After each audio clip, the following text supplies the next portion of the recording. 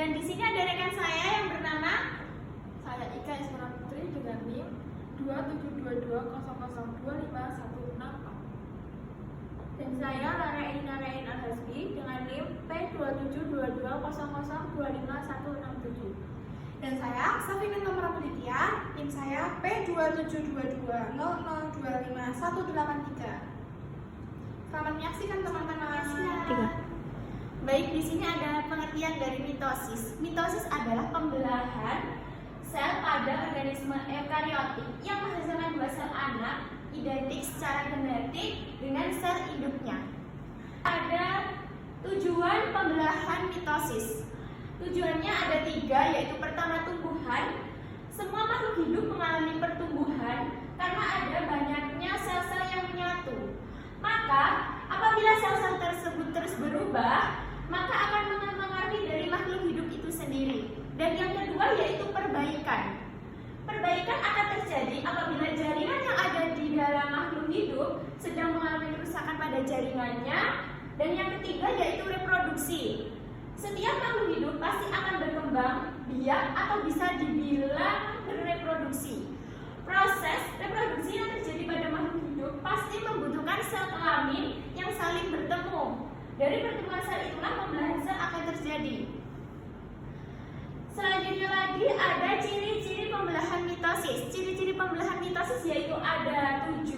Yang pertama yaitu pembelahan mitosis terjadi sekali. Yang kedua, jumlah sel anak yang dihasilkan dari pembelahan mitosis adalah 2. Yang ketiga, jumlah kromosom seorang anak sama dengan jumlah kromosom pada orang tua, yaitu 2N atau juga bisa disebut diploid. Yang keempat yaitu sifat sel anak sama dengan sel induknya. Yang kelima yaitu terjadi pada sel-sel tubuh atau bisa sel somatik, misalnya pada jaringan embrional, termasuk ujung akar, ujung batang, lingkaran, kambium. Yang keenam yaitu tujuan pembelahan mitosis adalah untuk memperbanyak sel seperti pertumbuhan atau memperbaiki sel yang rusak.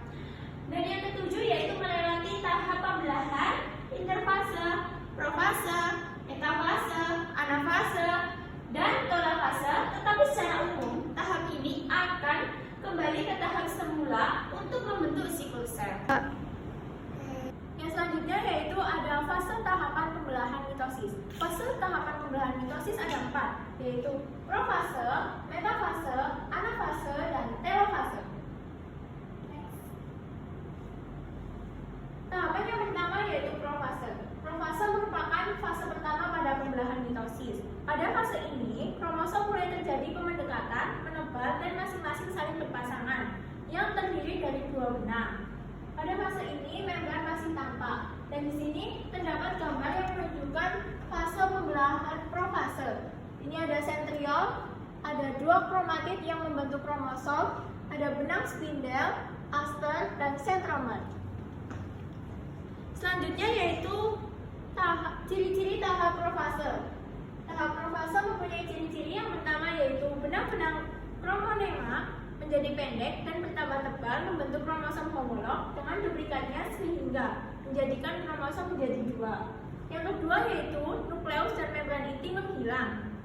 Yang ketiga, sentriol membelah 2 dan bergerak berlawanan ke arah 2 kutub yang berlawanan. Dan yang terakhir yaitu setiap sentriol menuju ke benang spindel atau benang gelondong. Yang selanjutnya adalah fase metafase. Metafase merupakan tahap kedua dari pembelahan sel mitosis di mana kromosom yang telah memadat dan terkondensasi berbasis di tengah sel pada elemen metafase. Ini adalah fase kedua dari mitosis. Jadi metafase itu ada di sini benang spindel, ada kinetokor di sini, ada sentriol di bagian bawah, dan juga ada ekuator sel.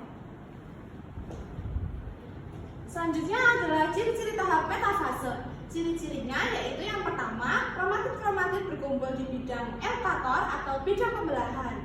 Yang kedua, ada kromosom telah mengganda, ini disebut kromatid. Selanjutnya ada tahap anafase. Tahap ini merupakan tahap ketiga dalam proses mitosis. di mana kromatin saudara yang sebelumnya menempel pada sentromer mulai terpisah dan ditarik ke arah kutub yang berlawanan dari sel. Pemisahan ini dibantu oleh benang spindel sehingga kutub sel akan mendapatkan jumlah kromosom yang sama.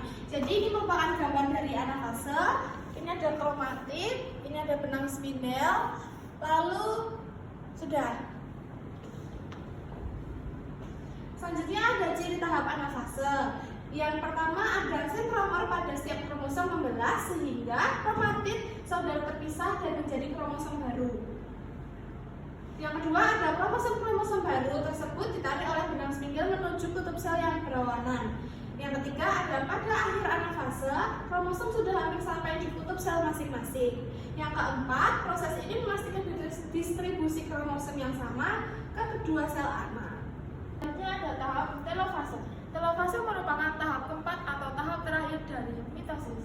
Pada fase ini, kromosom yang telah sampai di kutub sel mulai mengurai kembali menjadi kromatin. Dan membrana inti sel terbentuk kembali mengelilingi kromosom di masing-masing kutub. Proses ini menjadi penanda akhir pembelahan inti dan biasanya dilanjutkan dengan sitokinesis atau pembalahan sitoplasma untuk menghasilkan dua sel anak yang identik. Nah, berikut ada gambar telofase. Ini merupakan nukleus mulai terbentuk dan ini merupakan kromatin serta ini merupakan membran nukleus mulai terbentuk. Ciri-ciri tahap telofase. 1. Kromosom mulai melonggar dikarenakan mengalami dekondensasi. 2. Mulai terbentuknya membran inti baru. 3. Benang-benang spindel yang sebelumnya menarik kromatin mulai mengelilingi. 4. Di akhir telofase menjadi pemisahan sitoplasma yang mengarah pada terbentuknya dua sel anak yang identis secara genetis. Contoh nyata dalam kehidupan. Profase, pada proses penyembuhan luka, sel-sel di sekitar luka mulai melakukan mitosis untuk memperbaiki jaringan yang rusak. Pada metafase, contohnya saat sel-sel tubuh memperbanyak diri, misal pada regenerasi kulit akibat luka bakar ringan. Pada tahap metafase, kromosom tersusun rapi di garis tengah sel. Selanjutnya ada anafase. Contohnya adalah proses pertumbuhan jaringan baru atau misal pada penyembuhan setelah operasi bedah.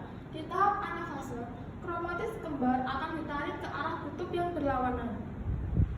Dan yang terakhir, telofase.